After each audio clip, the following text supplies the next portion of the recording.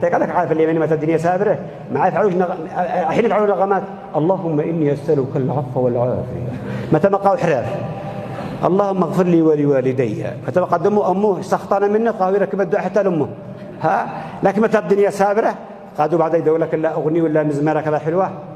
ناس وعايز باص ولا يدخل المسجد ولا ينسي صاحبنا رن عليها الجوال المهم كان يحاول يضغط عليه يطفيه ما رضي يطفيه والتلفون كل ما جاء شويه ويطلع مرة يعني والناس ما كملنا الاخ طبعا انا بشوف من الخلف هؤلاء قاعد يحمرين الفجيع ما عاد يمشي التلفون هو قاعد يهم الكشيفه بعد الصلاه ان احنا نعمل لما تيسر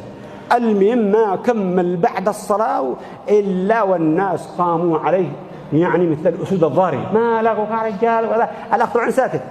ايش يقول ساكت ما تخابرش لا تقهر يا اخي إذا دق عليك الجوال لو رن وانت بالصلاة طلع وبنده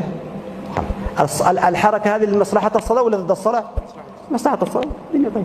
أول ما يرن على طلع وبند ورجع الصلاة مش تقول لا يجوز أصلا لا هذه لمصلحة الصلاة حتى لا تطلع عليك الصلاة